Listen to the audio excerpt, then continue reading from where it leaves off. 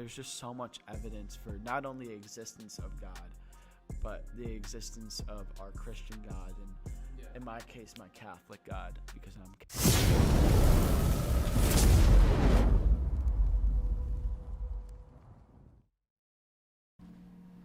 Hey guys, this is Elijah Vargas from the Goal Soul Podcast. Can you introduce yourself? Yeah, my name is Max Olson. I'm from the western suburbs of Chicago, North Aurora, Illinois specifically. That's about like 1 hour west. Yeah. I'm a business student here at Creighton University, looking to do pre-law, but maybe something else. Still got time to decide because I am a freshman. Yep. In high school I played football, ran track, and a little bit of cross country, and tried to keep up with working out. My real personal philosophy is that I like to follow my faith, my family, and my fitness every single day. Those are the three things that get me grounded, and if you want to get to know me, that's the best way to really hear. Dude, that's sick. Faith, family, and fitness? Yeah, I even have it tatted on me. Really? Mm-hmm. Oh, 3 shoot. F's on me. That's cool, dude. That's really cool. So, you mentioned that you're a freshman this year. I want to ask, how did registration for next year go? It went pretty well, actually. I'm very blessed because I was accepted to be a part of the Dean's Fellow program in the business. Oh, really? In the school of business. So that's one big reason why I came here, and with that comes priority registration. So nice. I got most of my classes that I needed. I'm very likely going to either be a economics major or minor, and there was an economics class that I wanted to take, but my override got denied for that. So that kind of sucks, but Yeah. we'll make it through. Yeah, of course. So, with registration for next year, where do you think you're gonna?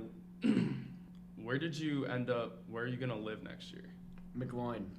Oh, bet. 425. Pop out. Really? Yeah. Yeah, I think I'm on 3rd floor. I'm not sure, but I'm gonna be living with my current roommate and one of my other friends, and then there's also a baseball kid. I don't know if you know Eli. I don't. Yeah, I think he's like a pitcher. I'm not sure, but yeah, he's gonna be living with us. I'm living with an athlete too. Oh, really? Piper. He runs track and cross country. Oh, so. Cool. That's dope. Yeah. Did you guys get I heard when you have an athlete, you get better registration time for that. Oh, I don't think so. I think that's a myth. Yeah, it might be a myth.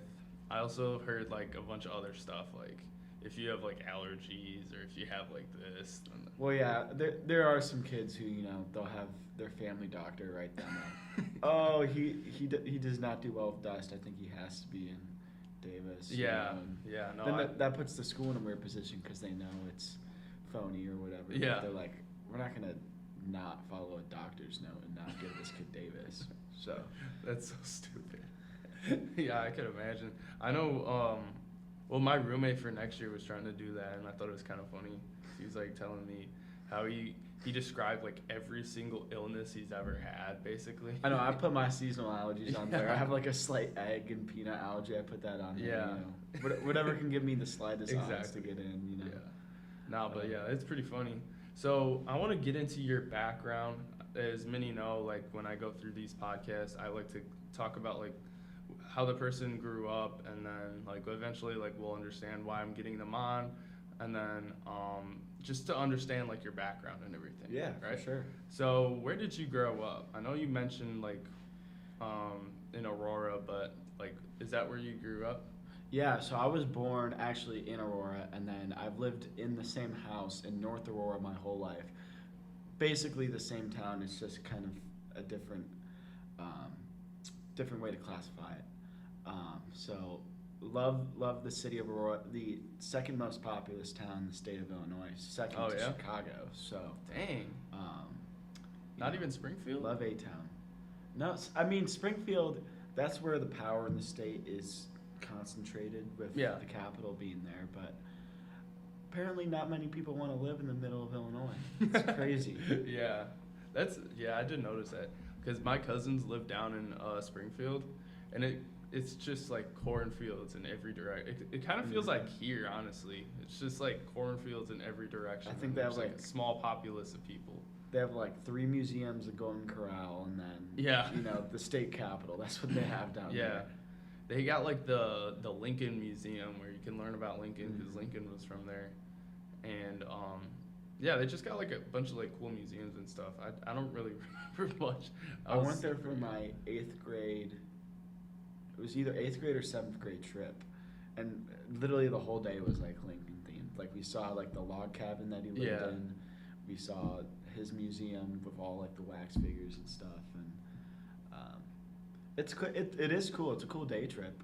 I wouldn't want to live there. No offense to anybody who lives in Springfield, but you know. Yeah, no, the people down there are pretty nice too. But I mean, if you look at like Springfield versus Chicago, it's crazy. Like our state is kind of crazy because we've got one huge city, and then like as you move farther away from that city, there's like no one. Oh, for sure. Yeah. And the way I kind of describe it to my friends here is, I kind of live where if you're driving on the interstate, you start to notice it's not cornfields anymore, and it's like slightly occupied. So that's really where North Aurora starts, is the cornfields start to dissipate a little bit. Yeah.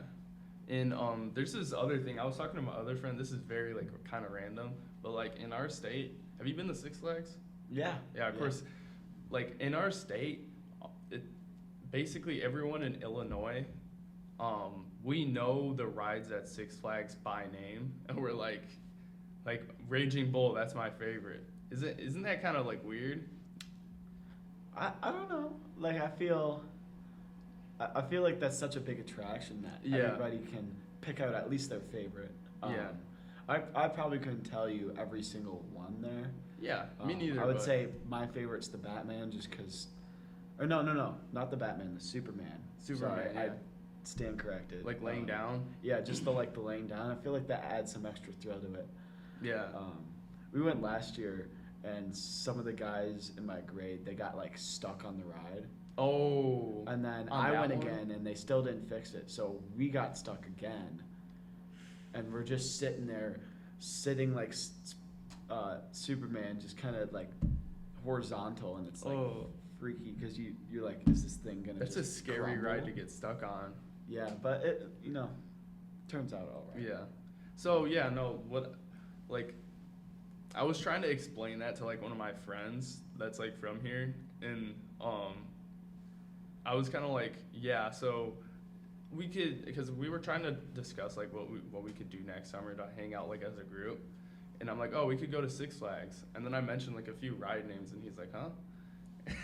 Where's he from? He's from Omaha, but like I don't know. That's fair. And then I was just thinking about it because people that aren't from like Illinois don't really like understand that they're don't understand like the different names for the different rides.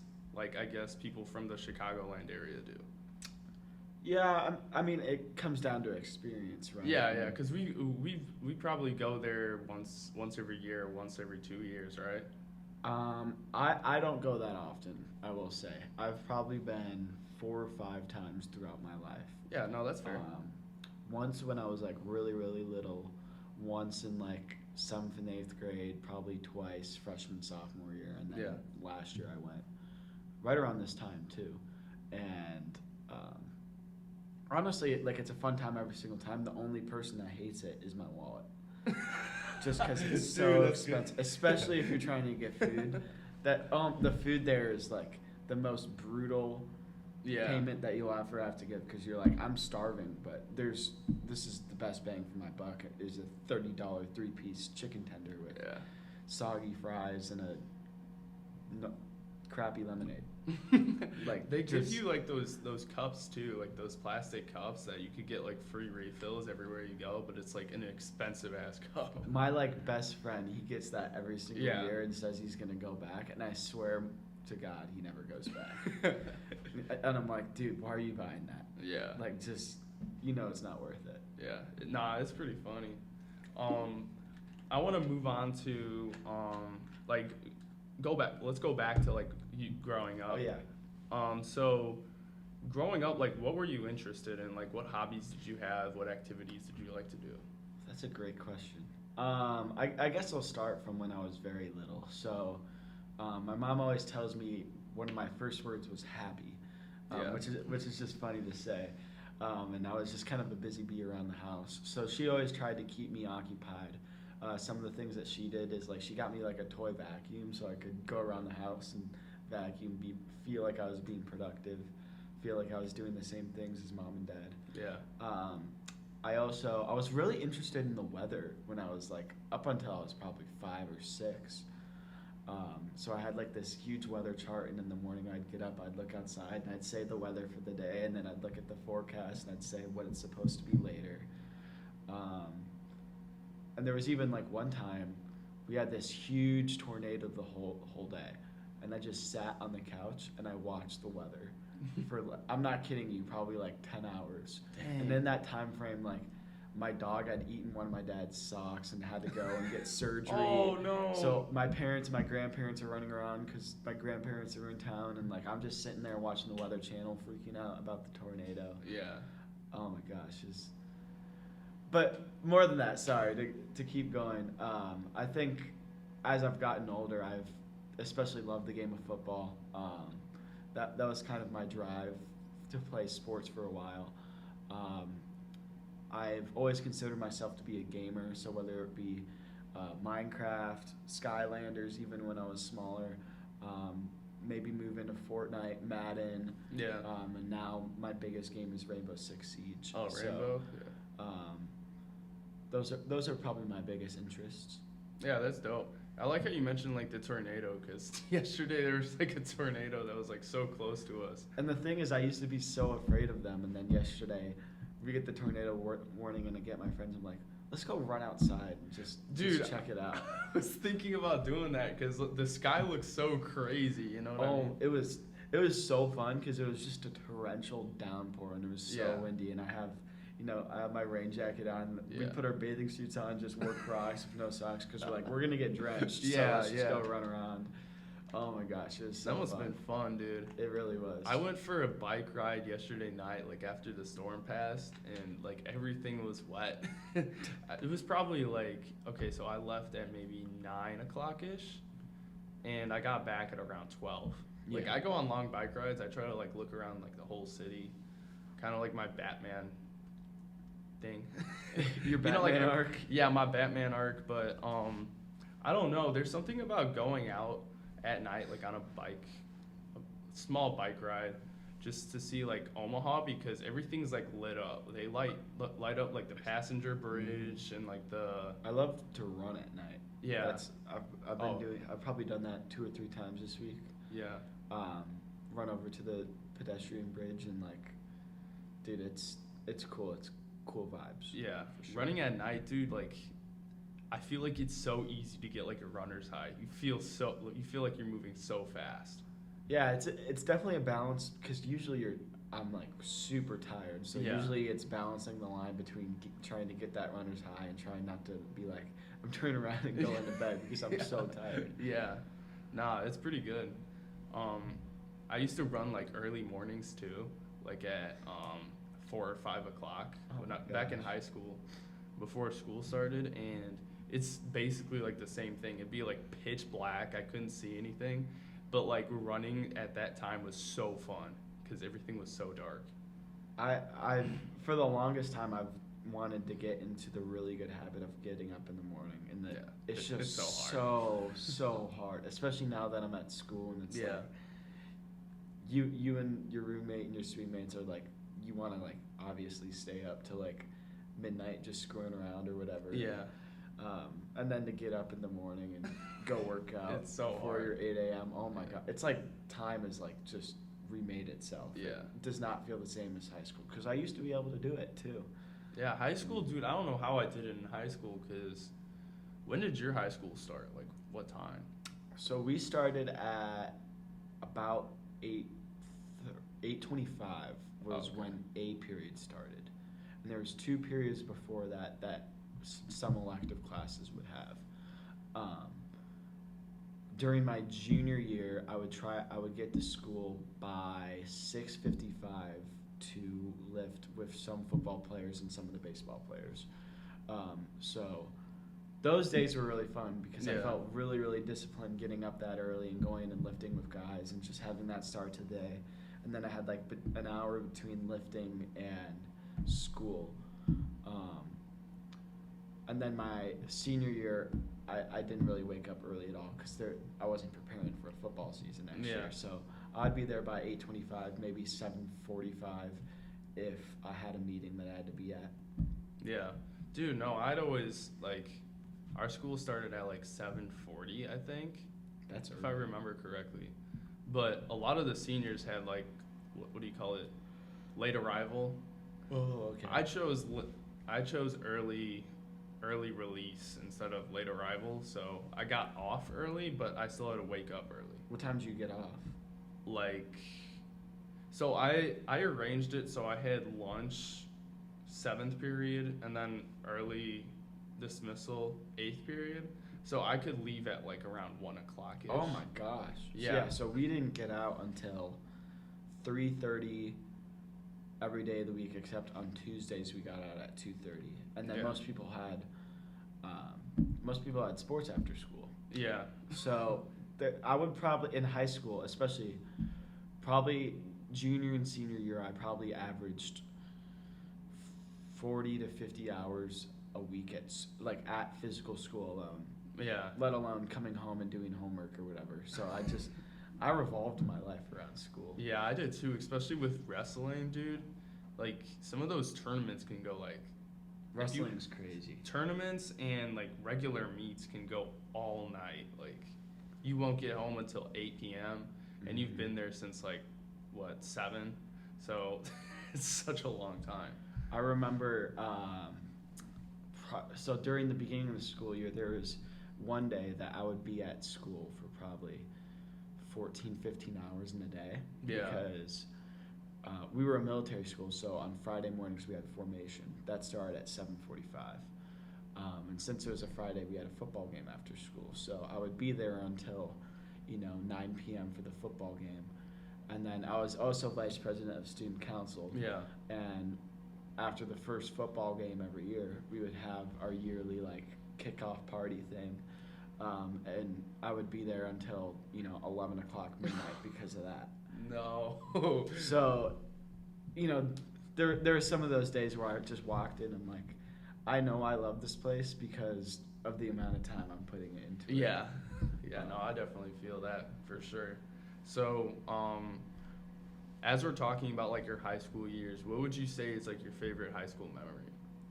My favorite high school memory? That's a great question. Well, I mean, there's a couple that I could rattle off. I had really bad allergies for our senior sleepover that we did on campus. That was slightly illegal. So I'm probably not going to talk about that. I would say my favorite high school memory has to be going on Kairos, which is a retreat ran by my high school. 4 days, 3 nights, no phones, just you and all the guys, because it's just, I went to an all-guys high school, so yeah. The retreat was all guys too. And I got to go on it once as a candidate, which is just somebody who's just on it just to experience it, and then I got to lead it twice as well. And that, I'm not just saying that just because it's religious or it's a safe thing to say, but that very genuinely is my favorite and most fond memory from high school. Oh, that's really cool. Yeah. For me, honestly, I can't. It's hard for me to choose one because I remember senior year, I chose not to. What was I doing? I chose not to do track. So, and then junior year, I was out of it because I was injured most of the time for the second half of the year. And then when I came for senior year, I was I don't know. But I think one of my favorite memories was, it might have been prom. I don't know. Because I remember hanging out with my friend Isaac, walking around prom, and then going into the mosh pit was a lot of fun. And then, me and him had, a really deep talk after, and I thought that was pretty cool. I love that. Yeah.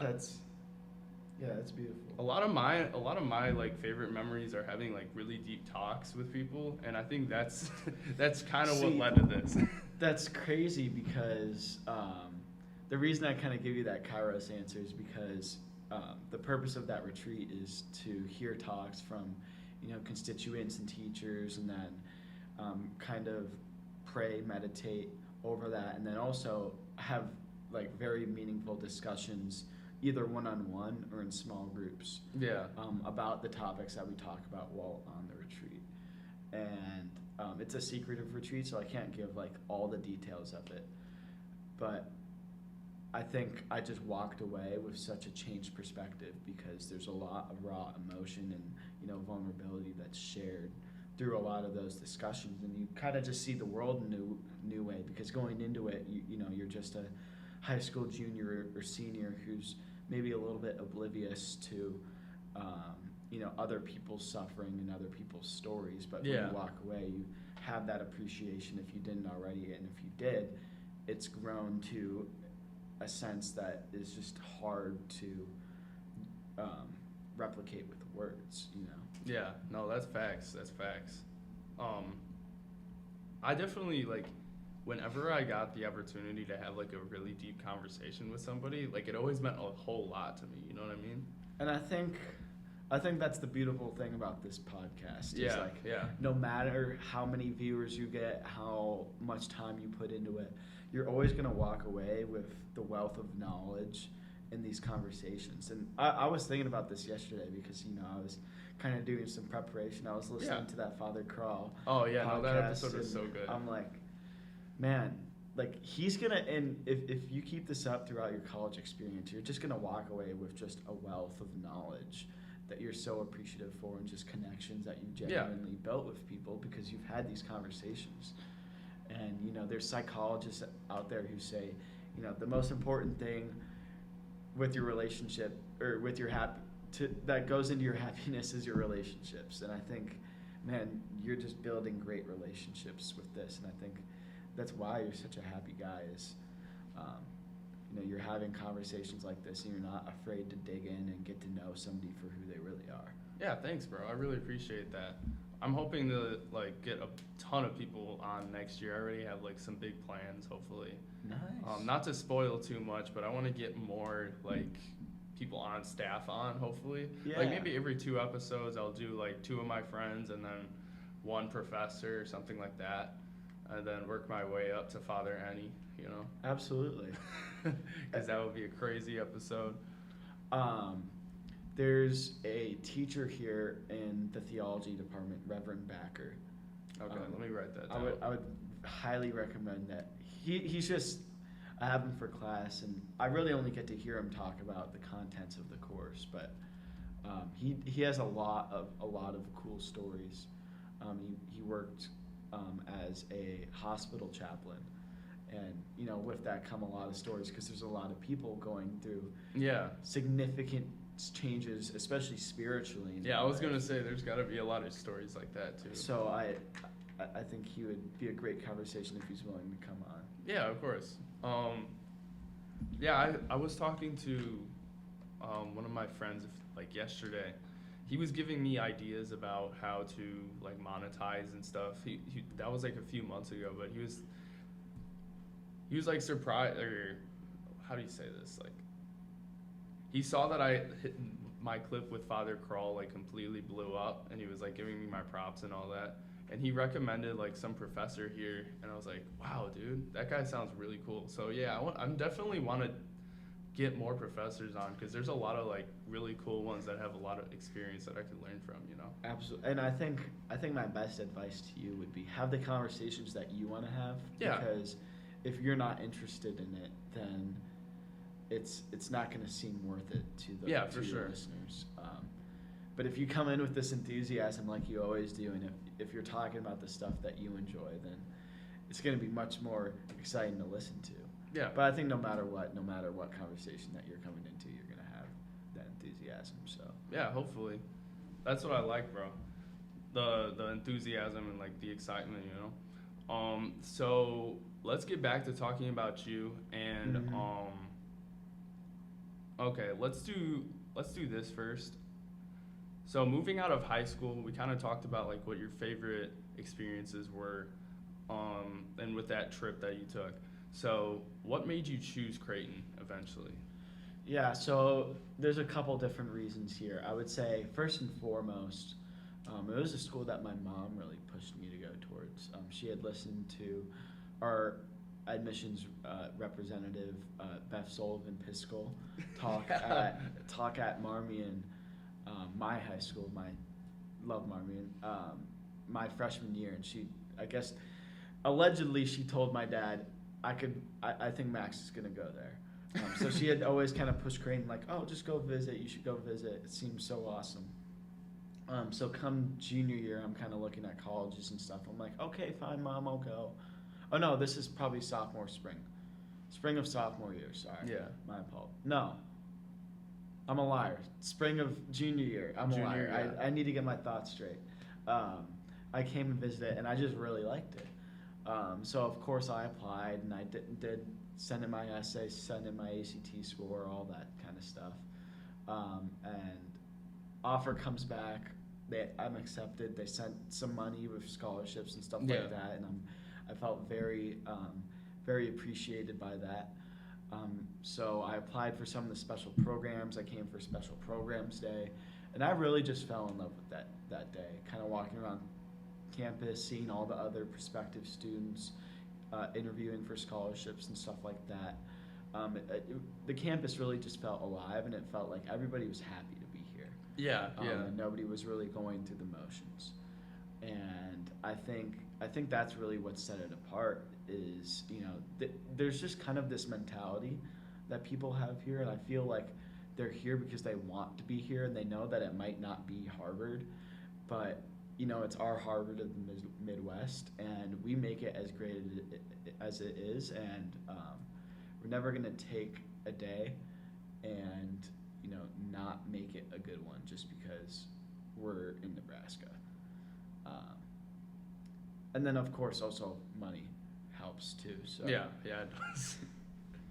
I like it here because like you said, the people here are like really nice, and I remember going to like some of the other schools, and it seemed like people definitely did not want to be there. Like I remember walking around like U of I, people look kind of like, it's like a huge campus, you know what I mean? And I felt like I wouldn't really fit in there because I needed something like medium size. I didn't want a school that's too small, you know what I mean?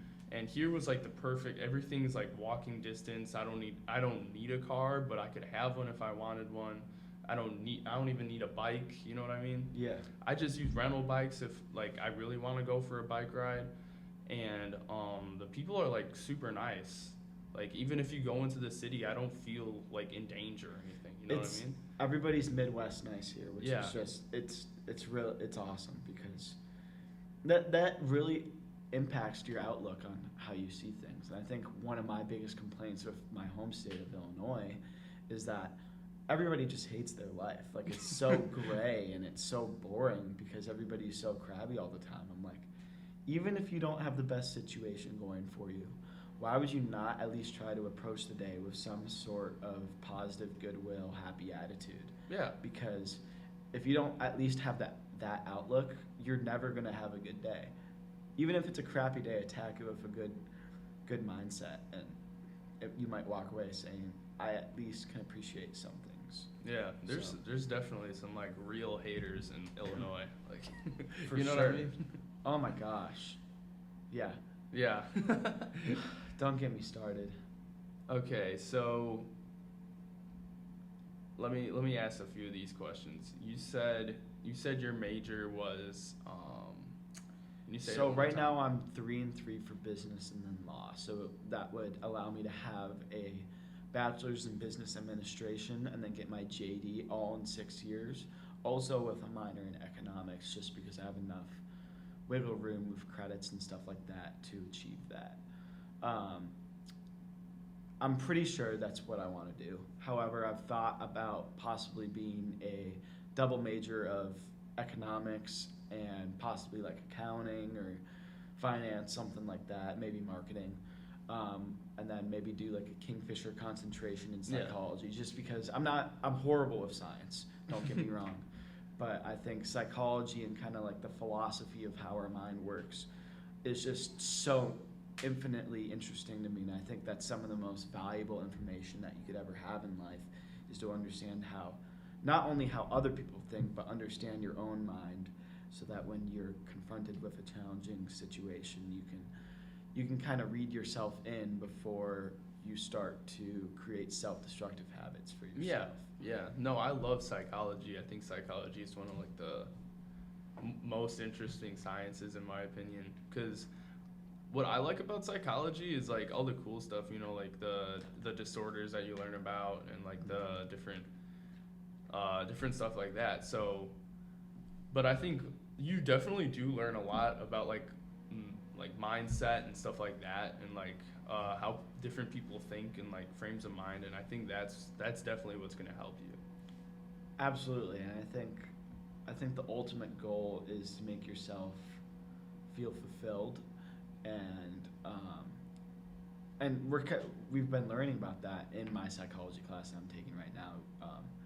We've talked about Maslow's theory of self-actualization. Yeah.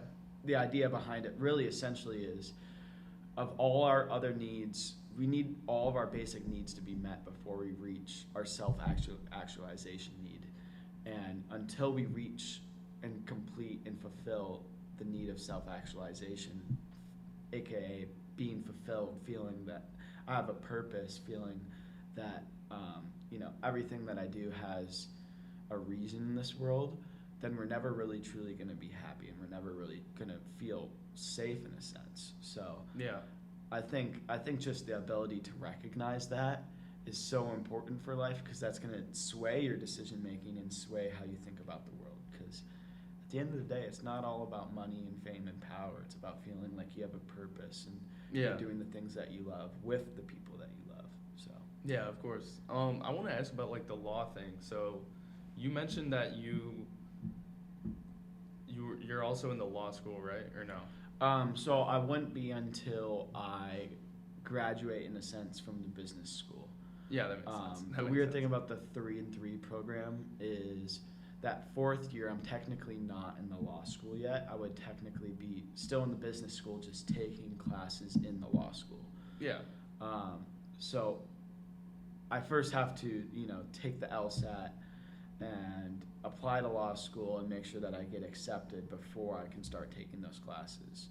But I'm just taking the classes to be on that track in 2 years from now. Yeah. So what do you want out of like learning law and like all of that?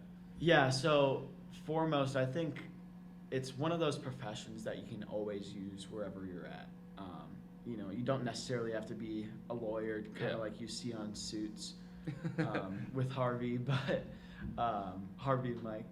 But you can always do something good. And if I maybe become a business executive, or my biggest dream is to run a nonprofit to fight pediatric cancer. You can use it in those scenarios as well. And I think it's always something that I'll use, and if I can get it without taking on too much debt and get it in a reasonable amount of time, I feel like that's a degree that's really worth it for me, because there's just such a wealth of knowledge in the law. Yeah, no, I definitely agree. I'm going into a criminal justice major, and I'm more on like the justice side of law, you know what I mean? Yeah. Even though criminal justice isn't in the law school for whatever reason, I just want like I swear I've explained it to you, like why I wanted to go down the criminal justice route, but for those that don't know, like I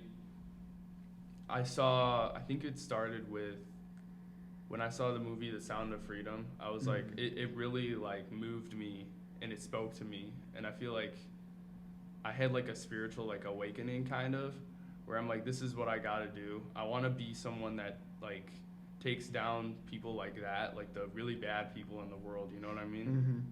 And people that commit like the worst of sins, and then like save children, like what they do in the movie.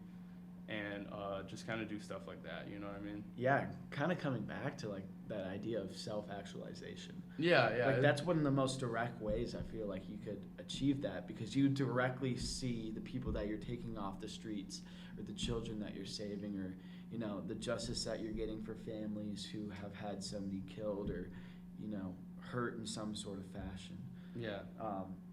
And I think that takes a lot of selflessness, because it is scary, because there's a lot of assumed risks with going into that profession, and I think that's amazing. Yeah, of course. So you mentioned that you wanted to start like a nonprofit. So what steps do you want to get there, and like what made you decide that you want to do that? Yeah, so I'll start with the why first. When I was 11, my little sister Ava was diagnosed with a rare form of pediatric brain cancer called diffuse intrinsic pontine glioma. Very rare. It attacks the stem of the brain and is inoperable. So, and there hasn't been any real advances in treatment since Neil Armstrong's daughter had it in like the 70s or something like that. So just not a lot of research goes into it, just because it's so rare, and there's not enough voices for it. And she was diagnosed in November, right after the Cubs won the World Series in 2016, and then she unfortunately passed away on May 13th in 2017, so just 6 months later.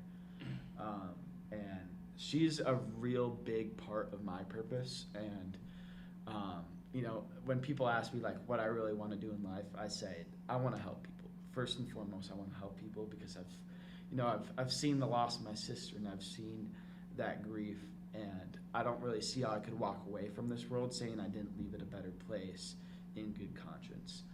And I think one of the most direct ways and one of the most motivating ways I can do that is to try and fight for the kids who still have a chance to beat that tumor and honor of her legacy. And that's really just my purpose, is like to carry on the lessons that she's taught me in my daily life, and then hopefully fight pediatric brain cancer $1, maybe one step at a time. So, dude, I love that. That's I like the idea of you like living out her memory and like honoring her through doing something like that. Like, I'm sorry for your loss, but I'm happy that like you're moving in that direction. That's beautiful. And I think that's the thing with grief, especially, is you can sit there and you can feel sorry for yourself, which I definitely have done before, and that sucks.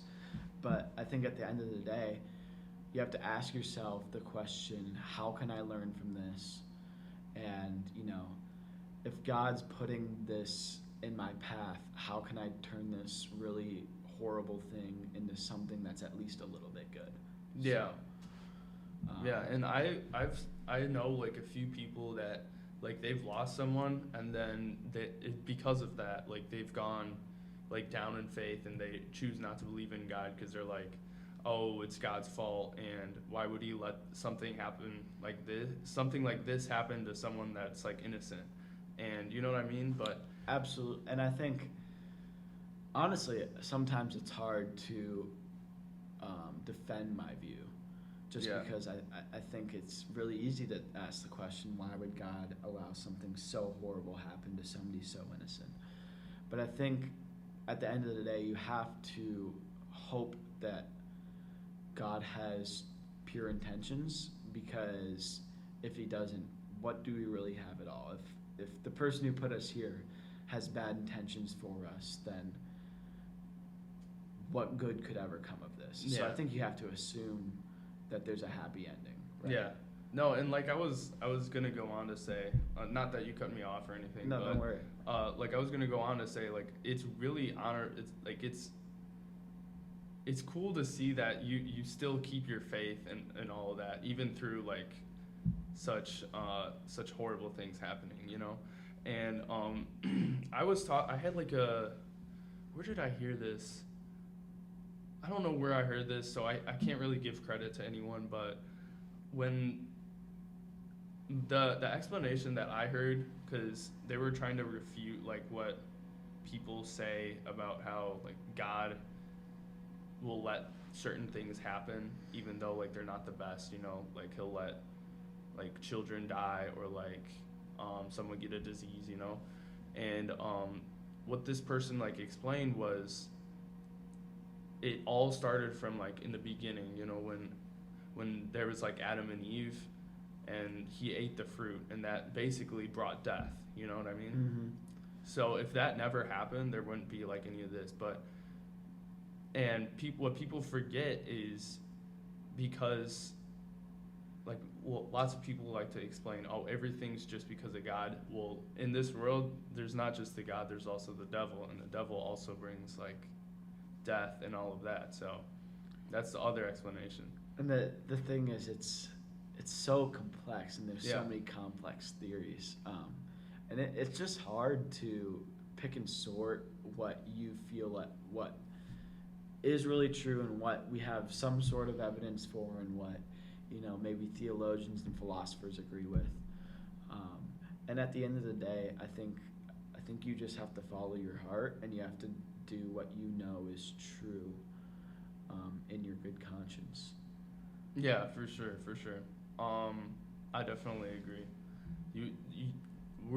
Our soul gives us like a moral compass to follow. You know what I mean? Absolutely. And I think, kind of just to go back a little bit, I love how you said, I've kept my faith through it all, and I think that's something that's really important to me, and I think it's hard to say that I've always kept my faith, because there's always been wavers, there's always going to be doubts, and I think the best way to kind of think about it is like, when you go through something like that, your faith isn't going to be kept, but it's going to be transformed.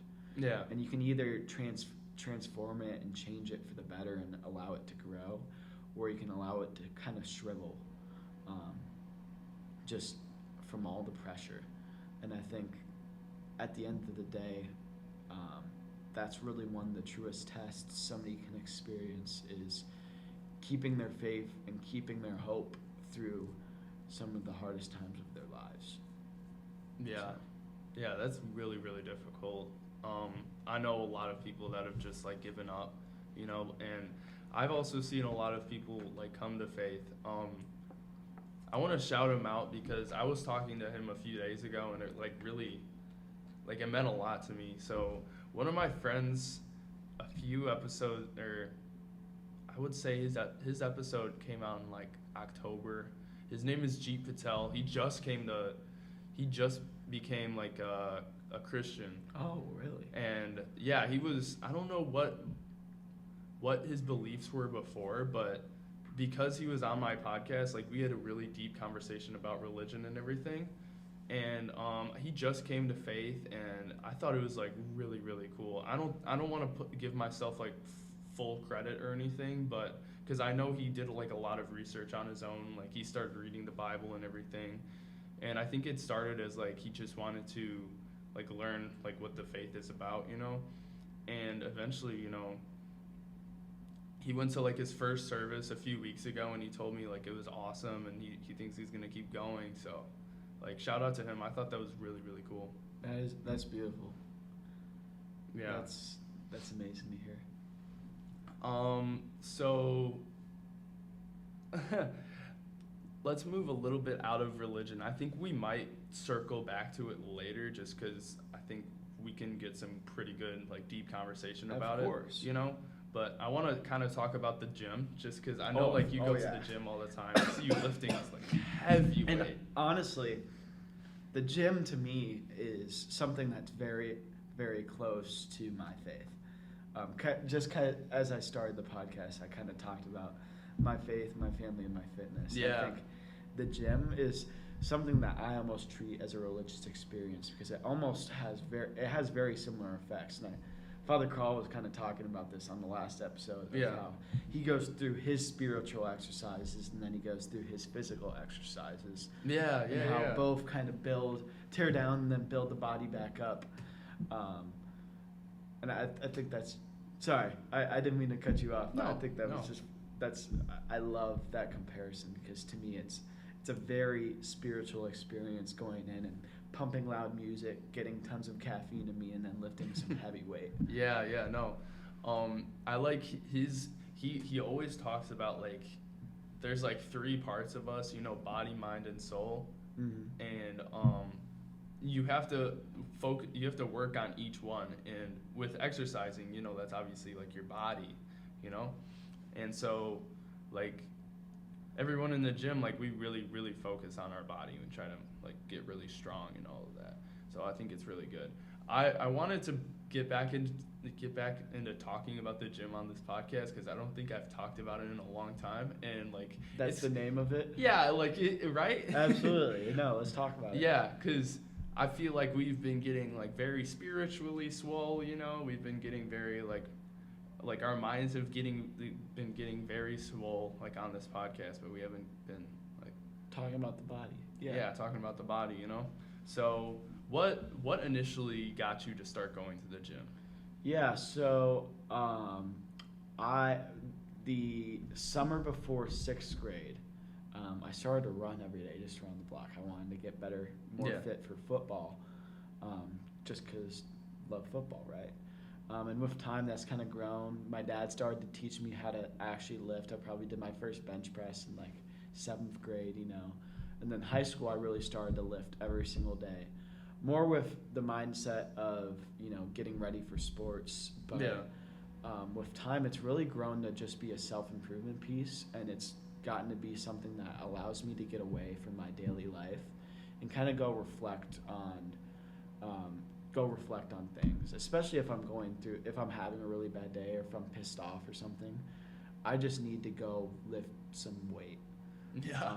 And it helps me get out the frustration. It helps me appreciate, the good things every day.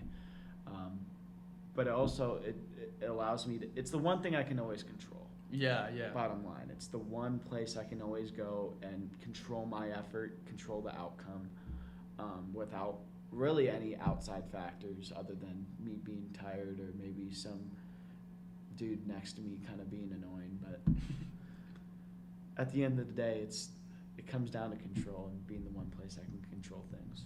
Yeah, for sure. And it's like a consistency thing. Like if you like having like one thing having this one thing every single day that's the same, and you can always go, and it's always improving you and you're always getting stronger, like that's a really really good thing. And it's also something that I tell people, like if they're thinking about getting into like going to the gym or like running or anything, basically make sure that you have a certain time in your day. Like look at your schedule and then think about like, when can I fit this in? And a lot of people that don't go to the gym, it's usually because something comes up and they don't go this day, and then now they don't ever go. So they have to like find a certain time every single day that they can commit to going to the gym. You know what I mean? And I think the worst excuse in the world is I don't have time. Yeah. And if you really care about something, you can always make time for it. Whether it be a relationship, whether it be, your faith life, whether it be going to the gym. Yeah. You can always make time for it. It's just, you might be a little bit tired if it's the end of the day. You might have to wake up a little bit early. Yeah. You might have to get sweaty during your lunch break, but it's about the mindset of going and doing something hard for 30 minutes to 2 hours. Yeah, depending on how long you need. And there's also like, if you don't know, like there's showers at the gym. Like there's showers and a locker room at the gym. So if you're worried about like having to come back all sweaty, like you could take a shower at the gym, and it's like really really convenient. They also have like a sauna if you want to use that. There's basketball courts if you want to get active, and obviously there's weights you can use, and like there's so many options for people to get active. You just have to like set a certain time every day that you can go, Yeah. I think when you have that opportunity, you have to be willing to go and do it. Just like last night, I just had a day where with the tornado and everything, I kind of just wanted to sit in my room, and I really did not want to go work out or anything, and I wanted to actually lift, but they closed the KFC down dude, I was 6, so mad. And I'm like, you know what? I'm just gonna go for a run. I'm just gonna suck it up and go for a run, and I ran really slow. I ran like a 9-minute mile for 4 miles, but like it was worth it because I got my butt up and went and did something. Yeah. And I think the truest test of how fit you are is if you're able to get up when you really don't want to. Yeah, that's facts. That's the realest test of your consistency and your discipline and your overall fitness. For sure. So, now that we're talking about the gym, what would you say is like your goal in the gym? Is it just to stay fit, or do you want to be able to lift a certain amount of weight? Like, what would you say is your goal? Yeah, so over the winter, my goal was really to bulk and put up as much weight as I could. I wanted to squat 405, deadlift 5. I wanted to deadlift 495, and then I wanted to bench press like 275. Unfortunately, I had some trouble bulking here just because with dining hall food, you eat too much of it and you just hate your life. Yeah. So I didn't get to hit all my goals. I got to hit what I wanted to deadlift, and then I squatted like 355 for 2. And then I bench pressed like 245 for 5. So got to hit some of my goals, but not all of them. Probably will come back to that someday. But right now I'm kind of on the cut, and I'm running a half marathon in July. Oh, nice. Good and luck. Then eventually down the line, my dream is to one day do an Ironman. Oh, shoot. I want to do an Ironman one day and, raise money towards Cal's Angels, which is our local pediatric cancer charity, and do that. Also, for my half marathon this summer, I'm raising money for Phi Delta Theta's philanthropy, Live Like Lou, which goes to the ALS Foundation. So if anybody out there listening wants to donate to that, you can Venmo me at MOXX500. All proceeds will go to the Live Like Lou Foundation. Yeah, guys, go do that, all right? I'll probably do that right after we're done. I appreciate that. Yeah, for sure. Dude, that's actually really cool. Like, I've always thought about doing like a half marathon. You said, are you doing a full or a half? I'm gonna do a half. So I'm doing a half with my cousin, my dad. Yeah. In July, I probably would do I might do a full marathon, maybe in like in the fall or something. But just committing to the half for now. Yeah. And then I'm gonna try and run it probably as fast as I can. My goal would be to do it definitely in under 2 hours. Hopefully, maybe sub 1:30 if I could. So. Dude, that's sick. That's sick though. I would definitely start with like doing a half and then doing a full later on. Maybe a few like half marathons and then like a full marathon at some point. But an Ironman would be crazy. What are the miles that go into a marathon? So Ironman is like a 2.1 mile swim to start, and then you bike like 113 miles, I think, and then it's a full marathon to end it off. Yeah. Oh, and you man. have to do it, I think it's like 18 hours. I think that's the time limit you get. Yeah. They start a little bit before dawn, and then they end a bit after dusk. So. Dang. I think I was talking about this with Father Kroll too, like towards the end of the podcast, because I think I don't know if he's tried one, but I think he told me he wanted to do one. And I was like, yo, that's insane. The thing is, it takes so much training for it. There's one guy I know, he's taking a gap year to train for an Ironman. Oh my gosh. So like, that's crazy. It's a huge commitment, but like, it's probably one of the coolest things that somebody could ever do fitness wise. Yeah. So I respect it. Yeah, I definitely agree. I think like that and like people, the shit that David Goggins does, Dude, have you ever read his book before? No, but I've been wanting you have to. You have to. Like, I can't read, so like I gotta listen to the audiobook. Fair point. Yeah, it's not that I'm illiterate. It's just like reading puts me to sleep. That's fair. That's fair. I read that when I first got to school, and I probably finished it in like 2 weeks, which is like a record for a book for me. Yeah. So I thought it was just amazing. Yeah.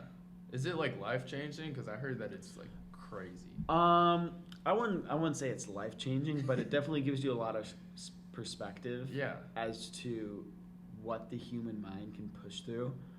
And I think especially in your own personal fitness journey, I think when you go through that and you kind of look at the example of David Goggins, if you're saying, if David Goggins is doing this crazy thing where he's running through the desert for 100 straight miles, then the least I could do is run up this hill, in 70-degree and slightly breezy weather in Omaha, Nebraska. So I think it gives you perspective of what the human mind can go through and do. Yeah, and it's just like we were saying, like body, mind, and soul. It's crazy that like if you have like the physical fitness there and your mind is super strong, no matter what, you can push your body to do basically anything, which is so crazy.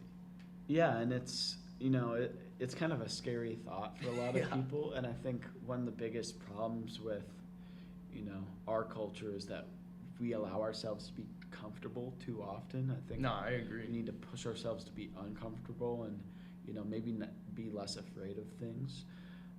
But I think when you work on your fitness and then you work on your spiritual life and then you work on your mentals, especially all three of those together, I think you become one dangerous weapon to society just because you're able to get past all the scary and fearful things around you and really cut at what really matters in life. Yeah, it's so crazy, dude. So, okay, I wanna kind of skip some of this because we're almost at an hour. Let's get into some more like religious talk because we're kind of like moving towards that anyway. For sure. You know what I mean? Talking about like body, mind, and soul and all of that. So, why do you believe in God? Like, why would you say? I know it's a very, very deep question, but yeah. So I think the greatest example that I could give is I think I've gone through so many moments in my life where I can just see kind of God's hand and God's will going to work, and then also there's just so much evidence for not only the existence of God, but the existence of our Christian God and in my case my Catholic God because I'm Catholic, and I think there's just so many stories where you see His will coming to fruition and maybe even miracles happening, and I think you just can't explain those stories without anything other than God's existence. I think in my own personal life, going through, like with Kairos, I kind of had one of those moments with just a lot of last minute drama that happened. I was given a different talk and it kind of pushed me to share some things in my talk with the group that I had been on the fence of talking about, and just the theme of the talk kind of pushed me to talk about that, and that's helped me in my own personal journey getting through grief and stuff like that. I'll tell you a story actually about my sister, which I just find is crazy. So there was our school receptionist had given us this statue when she was diagnosed of Our Lady of Fatima, and it's a form of Mary in the Catholic Church. Catholics don't worship Mary, but we venerate her as being the mother of Christ and see her as being perfect and one of the only humans to never sin. She gave us that statue when Ava was first diagnosed. She said, pray to Mary and she'll help guide, she'll intercede to you through her son Jesus while your daughter goes through this, while your sister goes through this. As it turns out, the day that Ava passed away was on the feast of Our Lady of Fatima. So that same story, that same statue, the feast of her was the day that Ava passed away, and we heard that and we're like, that's such a coincidence that it's like almost hard to believe, and that's just an example of what I describe as a God moment. There's been times where I'm sitting in church and I'm going through something really, really hard, and kind of just the lights flicker without any reason. Like, well, that might be something small and has a perfectly electrical explanation to it. Things like that give me faith. And then I think just good works and stories of maybe hearing about a homeless man who received $100 from a guy, and 10 years down the line he has his life together, and that same guy is interviewing him. Stuff like that. This world is just so beautiful, and it works out in such a such a beautiful way that I don't see how there's not some sort of guiding hand behind all of it. Yeah, no, I definitely agree. When you mentioned like the thing about going to church and seeing like the lights flickering, I thought that's kind of cool. I had this one experience where I went to church. I think it was like last year at some point. Yeah, it must have been because I was. Do you know the show The Chosen? I've seen it, yes. Yeah, I haven't watched the full thing, but I've seen some snippets and some clips. I'm waiting for the next season, but I was watching. So I went to church like that morning with my family, and then I think that night I was working out in the basement, and because I have a small gym in our basement, and I was watching The Chosen. Like I'd watch like a show while I'm working out, right? Mm-hmm. And I remember, as I'm watching, I think there's a scene where Jesus is talking to his disciples or some woman on the street, and he quoted I don't remember what he quoted. He told some story, and I remember it was the same exact story that I had heard earlier in the day, almost word for word. And I just lost it. It was so crazy because the coincidence was insane. I don't remember exactly what the story was, but the fact that it was the same story that the pastor was saying earlier, that just blew my mind. I was like, God is telling me to pay close attention here. You know what I mean? Yeah, no, I love that. I think he has a beautiful way of highlighting things like that in life. Yeah. And I think that's really important to kind of just appreciate and, keep in your mind as something that's important. Yeah, for sure. Have you ever heard of the stigmata by chance? The stigmata? Yeah, No. Speaking of things that keep my faith. So there's this weird phenomenon with a few Catholic saints, and where they'll receive the wounds of Jesus almost in their hands and their feet, where he was nailed to the cross. Yeah. And these are people who live very, very holy Christian lives. And oftentimes when they receive these stigmata, they feel the physical pain of having literal holes in their hands and their feet and stuff like that. And then once they pass away, their bodies will stay and not decompose. One of the better examples is Saint Padre Pio, if you've ever heard of him. He has the stigmata, and his body's on display somewhere in Italy, I believe. And it's just things like that. There's no scientific explanation for why somebody would get wounds like that in their hands and their feet, right where Jesus was nailed to the cross, and then have their bodies not decompose after they've died. Yeah. Wow. I just don't see how you could look at that and say there's not something real and true behind that. Yeah. Dude, that's crazy, dude. Wow. Dude, I have a birthmark in the middle of my hand. I was thinking about that the whole time we were talking about that. I was like, yo, I've had that since I was really young, but kids used to make fun of it. I was like, yo. But no, dude, that's insane. I remember I was in the last time I was in Father Carl's class, which was on Wednesday, I want to say. He showed us this video. Do you know the shroud? We were talking about it in the podcast, I want to say. The Shroud of Turin or something. I think that's what it's called. It's the shroud that has Jesus' face. Yes. Yeah. That Veronica wiped his face. The tradition is that Veronica wiped his face while he was carrying the cross. Yeah. And the image of his face stuck to the shroud or to the towel, whatever you want to call it. Yeah. Yeah. So I think I don't want to tell it wrong, but I'm going to attempt to tell it, like the story that, so Father Krull had showed us this video of this guy, like, explaining, like, the science behind it, I think. And there was, like, a shroud that was, like, over his face, I think, when he died, right, in the tomb.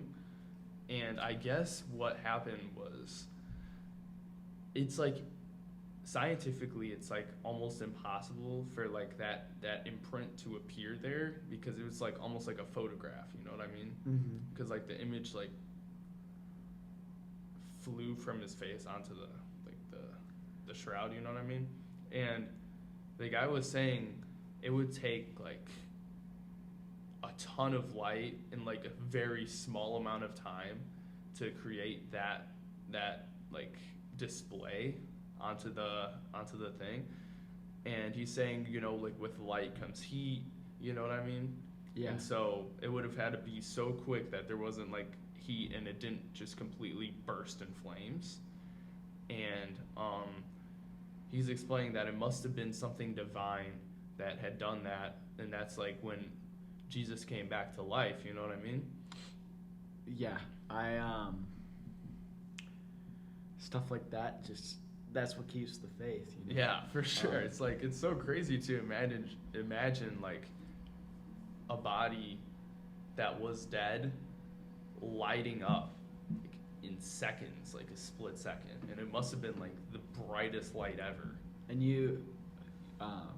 and that, the funny thing is, that's not the only miracle like that in the Catholic Church, because you see that with Our Lady of Guadalupe too, where Juan Diego puts all the I think it's roses, in his, like, cardigan, and then he drops them at the foot of the bishop, and, you know, this beautiful image of Our Lady of Guadalupe appears on his stall or his shawl, whatever you want to call it. And, like, that stuff. Really? Dude, that's cool. That's crazy. And you can actually go see that image, and it's real, and they've done studies on it like they have before, and it's like, yeah, these are dyes that, like, are from the complete other side of the world, and, like, they're very rare, and, like, it's some sort of color that is just not native to this region. We don't understand how this happened. Yeah. Wow. And it's just, it's all too much of a coincidence. Yeah, to there's not so be many. real. There's so many coincidences like that. I was talking. So when I had posted the original clip for, like, the Loretto staircase with my talk with Father Krull, do you know Jude? He lives in our hall. Jude Herbert? Yeah, him. Yeah. So he was telling, he had, like, replied to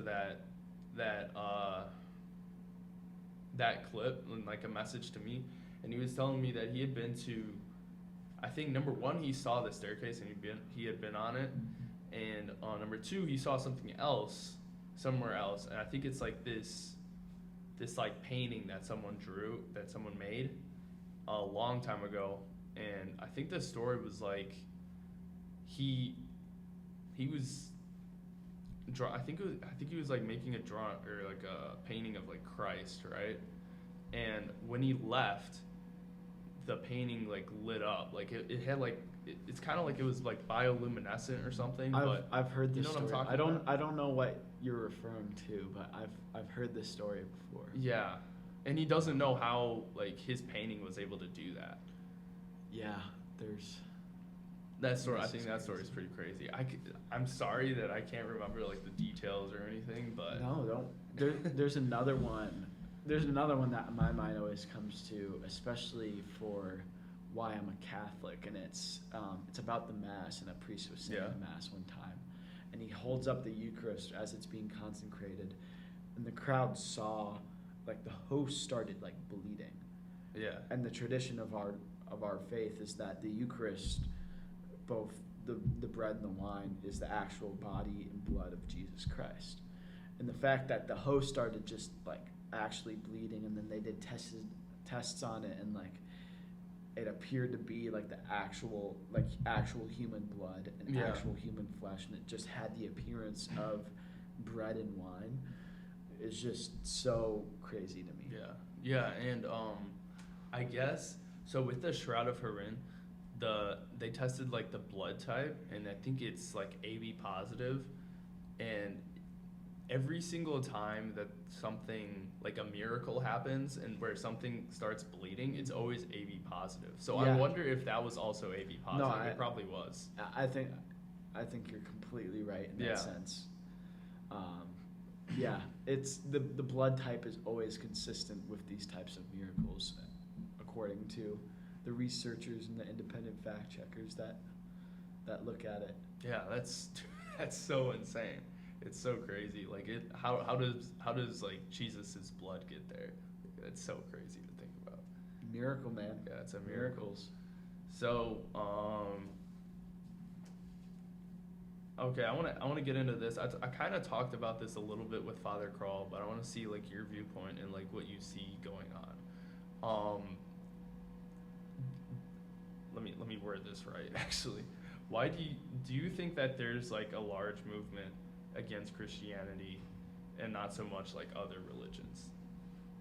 Like especially like in the media, music industry and stuff like that. See, that's a great question, and it's definitely a complex one. I think at its heart, no. I think, unfortunately, with how much transparency and communication there is in our new age, I think it's really easy to see the faults of our Christian leaders and some of our Christian doctrine. I think it's really easy to illuminate that. For example, certain sex scandals in the church and things along that line. And I think that's very easy for people to criticize the church and our faith, to say that it's not something that's really as strong as it is. And I think while they do have some valid points, and I think while a lot of the judgmental parts of the church and some of those horrific past stories that we've heard about people being abused and stuff by church leaders, I think while we need to atone for that and while we need to make up for that and make sure that never happens again within our faith, I don't think there's a real opposition to our truest beliefs.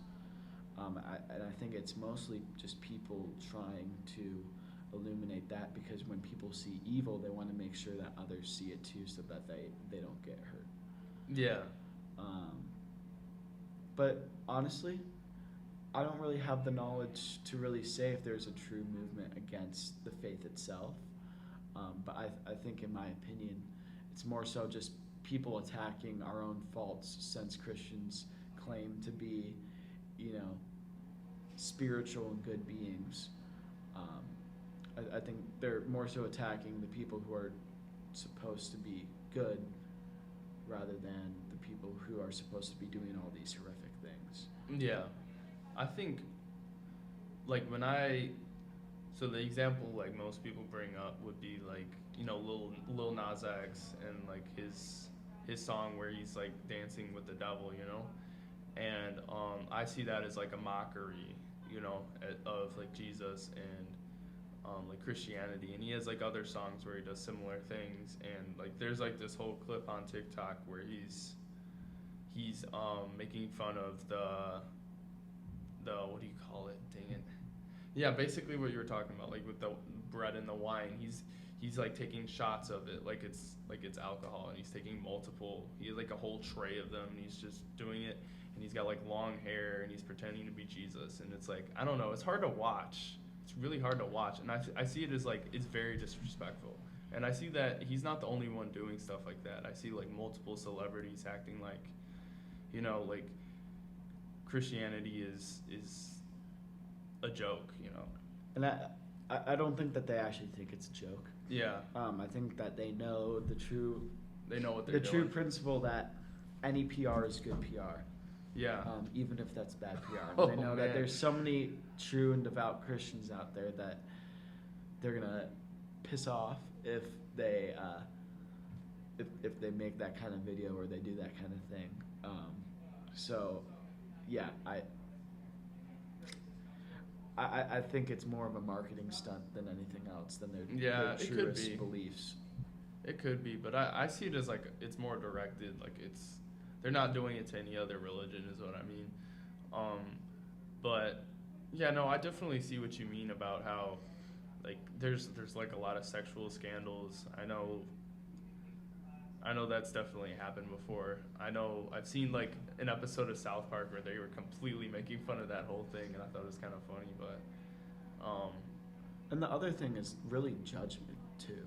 Christian judgment of those who are, homosexual, transgender, possibly other sort of more deviant types to our quote unquote normal culture. When in reality, Christ calls us to be accepting of others and to love our neighbor as ourselves. And while you might think that's not right, and while you might disagree with that, Christians are called to accept others for the person that they are, and to accept them for the God that they have, the godliness that they do have within them. And if you think that they're making the wrong choices, that's okay. That's perfectly fine. But the thing is, my biggest frustration is that people will put themselves in God's place and judge others for their actions, when in reality they have absolutely no right to judge others, and the only person that can truly do that is God. yeah, no, that's true. That's definitely true. I think the problem is like trying to change others. You know what I mean? Like when people come and they're like, "Oh, like, they've have you heard of like those? Like they do with like, I don't know if this is still a thing. I definitely don't know, but with gay people, they put them in like a camp where they try to like, conversion therapy. Yeah, I think that's what it's called, right? Yeah, and there's real psychological evidence for how that doesn't work, and how certain chemical balances and certain how certain real biological elements play into somebody's sexuality. And I know for sure there's a lot more evidence for it than the argument for. I'm trying to be not fall down a slippery slope here. Yeah. But I know there's a lot more confirmed evidence for biological evidence of homosexuality than transgenderism, just because homosexuality has been accepted for a little bit while longer than transgenderism. And yeah. I think it's hard to argue with the science, and I think as Christians we're called to love first and accept first, and in that sense try to help somebody to be the best version of themselves. Yeah, I think there's so sure. many who take the part of trying to help somebody to be the best version of themselves. They take that as they have a duty to judge them and belittle them into doing what they think is right, when in reality what's right and wrong, and honestly sin to an extent, is a little bit subjective. Yeah. Just because it comes down to our intentions rather than something that's just black and white. Yeah, and it's important to, like, no matter who you are, to like love everyone and accept them for who they are, you know. So I have this funny question right here. So when we were both in like the same anthropology class, right? We were, yeah. And so how did you enjoy that class? Yeah, so first of all, shout out to Dr. Alil. Dr. Alil. Just a pure person overall. I'm not going to lie, it was probably an easier class than some of my others. But I think some of the contents in it were very interesting, to get, the view on how the cobalt industry is impacting Indonesia, and palm oil. How people eat, palm oil, how people eat with their hands and other cultures. cultures. Yeah, that was an interesting. I think some of that information is really valuable. Even talking about NGOs, like I was watching Madam Secretary last night, and they talked about NGOs a lot, and I'm just thankful to have the education to really know what the purpose of NGOs are and how they kind of differ from other nonprofit and governmental organizations. Yeah. So, what do you think is the most pressing and most urgent global issue? Oh, that's a great question. It's a really great question. I would very honestly probably say, and it's a great question. The most pressing global issue to me, I think the most important thing that we could solve is probably stability in underdeveloped areas, especially like Southern America and Central America. I think reaching stability there could, first of all, resolve our immigration crisis in the United States, but also provide better quality of life to so many other people. And, you know, stability in other places like, you know, maybe Eastern Europe, Russia, Ukraine, stuff like that, in the Middle East especially, and then, you know, stability in certain parts of Africa and stuff like that. However, stability is a very broad term, and that's something that's really hard. I was going to ask you to elaborate that's a little bit. really hard to reach, and I think there's a lot of core issues that go into that. First of all, is probably climate change, and especially how we get energy. And from my perspective, I have no idea why we don't invest in nuclear energy more. I think that could be such a powerful resource and help lean the United States off of the need to rely on other global economies, especially like Russia and China. I think if we could be energy independent, that would give us a lot more resources as a country. And then I think it also comes down to you know, making sure that we're aiding the right people in the right countries. Yeah, for sure. And it all comes down to dollars, right? So money talks in our world, and you know, there's so much money, especially taxpayer money, that's used for special interest and stuff like that in the United States. So honestly, corruption's a part of stability. Climate change is a part of stability.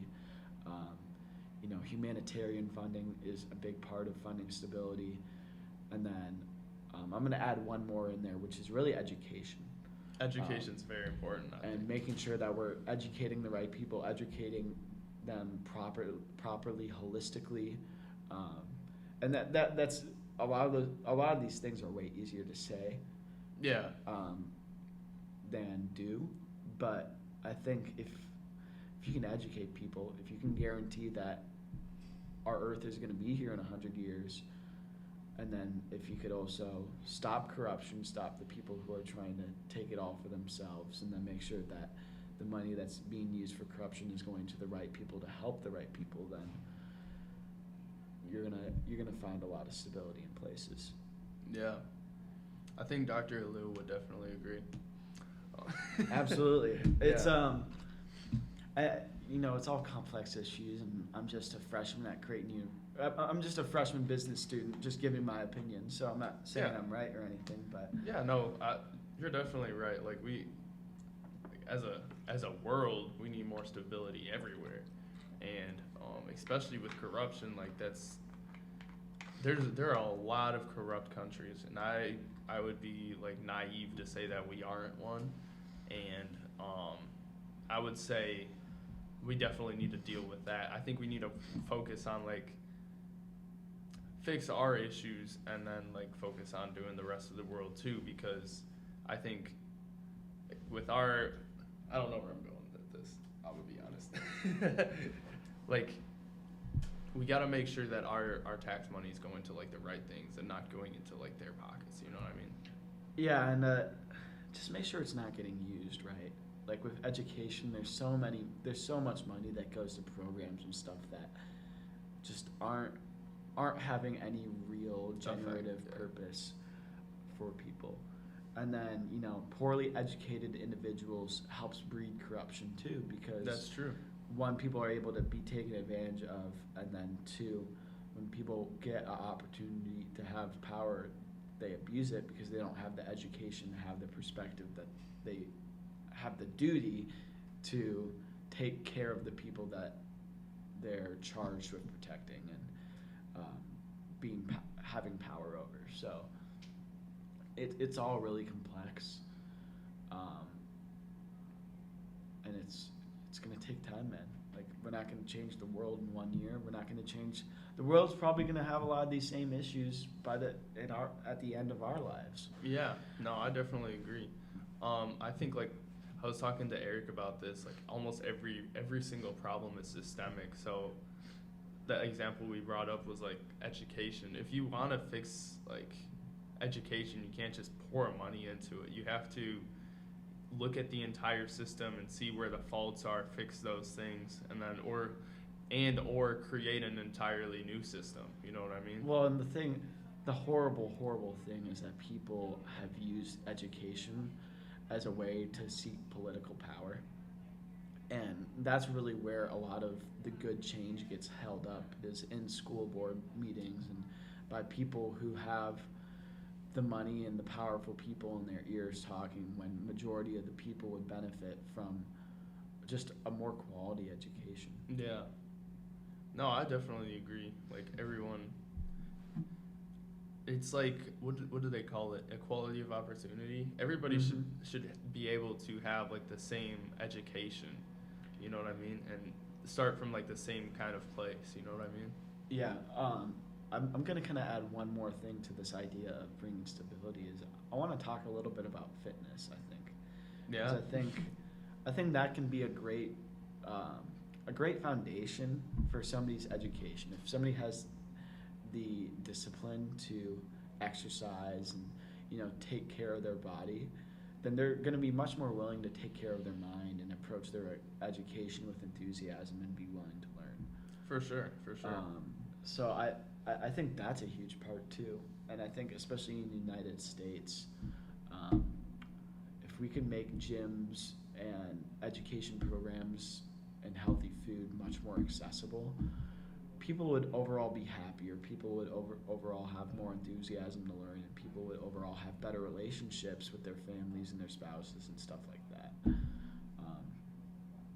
Gosh, just talk about stability and bringing world peace for hours. There's just so many, and within fitness too, there's the whole other side of being unfit. You talk about addiction, you talk about fast food, you talk about just laziness or desk jobs that don't allow people to burn calories or feel like they're serving a purposeful life. There's so many problems in our world, and it all really comes down to our perspective of how we see it, and that's really what drives the change, is having a holistic perspective of our world. Yeah, no, I definitely agree. And like I said before, like that world's made up of different systems, and you have to like look at each one of those and work on them and slowly make them better. You know what I mean? Absolutely. And, I've got like two questions I kind of want to end this podcast off with, because we're almost at 2:30 or 1 hour 30. Okay. And I think that's pretty good time. You know what I mean? Absolutely. So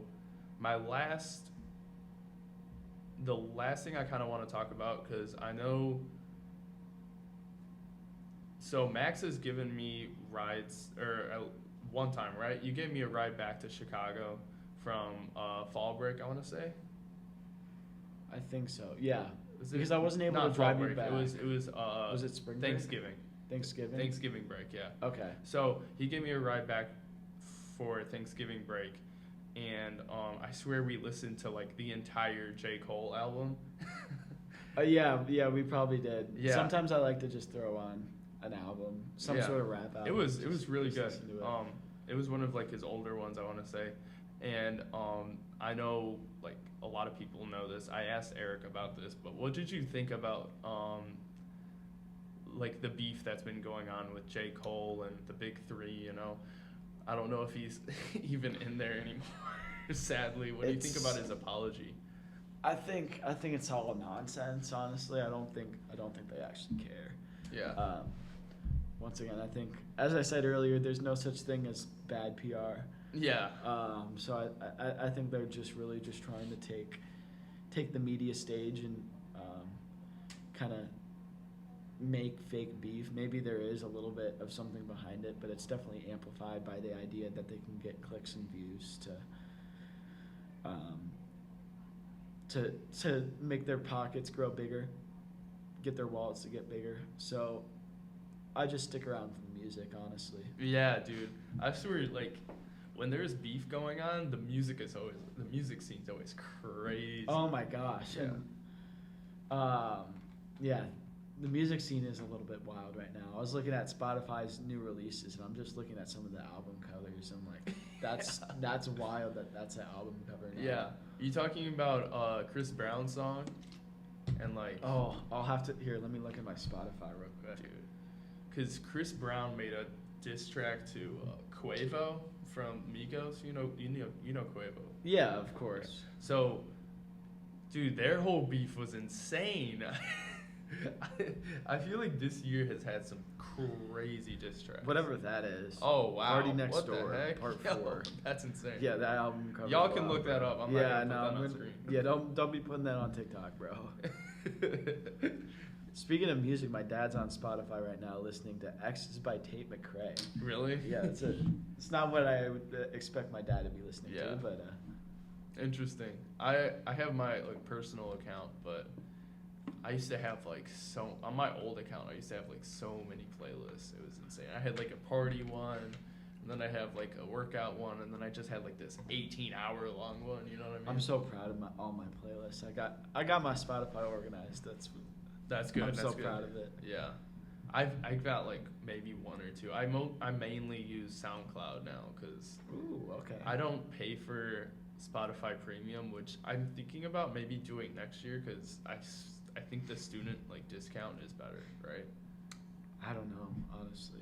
I'm not sure. Yeah, I think you could get like the student deal, and it's like maybe $6 or $7. Oh, that's so worth it. Something like that. Yeah. For an individual account, and I'm like that's not bad at all. Yeah, that's good stuff right there. So I might do that next year. I'm thinking about, and obviously like if you're listening to this podcast is on Spotify and YouTube, so there's also that. But yeah, so I want to wrap this up with any advice you might have for the audience that's watching. Advice. I think the most important advice I could ever give is just take the day by day. Don't worry about yesterday, don't worry about tomorrow. Worry about what you can control right now. We talked about religion a lot today, and one of my favorite prayers is the serenity prayer, which is, Lord, please grant me the serenity to accept the things I cannot control, the courage to control the things that I can, and the wisdom to know the difference. And whenever I need clarity at a certain moment, that's the prayer that I always turn to, and I think about what can't I control, what can I control, and the difference between the two.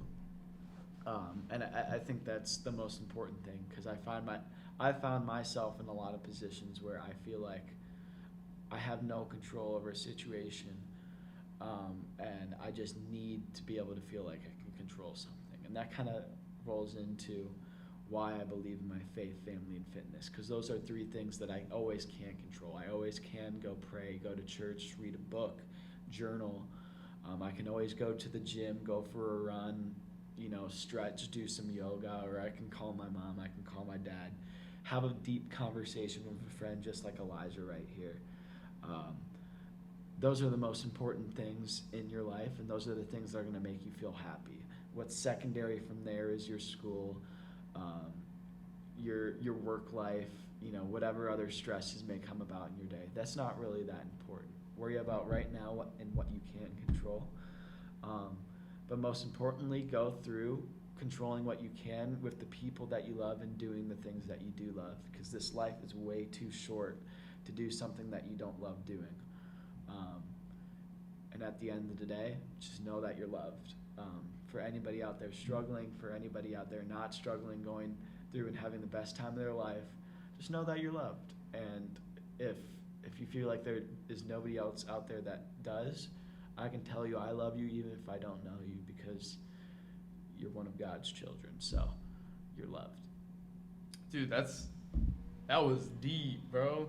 Like, I think throughout this podcast, I've kind of noticed that like you've got such a good like outlook on everything. Like you have like this level of wisdom that's I'm striving to achieve that. That's crazy. I appreciate that, bro. And that's one of the biggest parts about me that I try to grow with every day is just how I can appreciate the things that I got and this beautiful life that I got. And that's one of the biggest reasons why I wanted to come and have this conversation with you is just to appreciate what you've got going for you with this podcast right now and hopefully add to that in whatever way I can. So I really appreciate that. We've been talking about doing this podcast forever, and this finally happened, and I'm so happy because like it came out really good in my opinion. Like we talked about, let me do a quick summary. Like we talked about starting up right off the bat. We were talking about like registration and how everything's going on right now, then growing up Christian, and then like getting into like your hobbies and like lifting weights, playing some video games, right?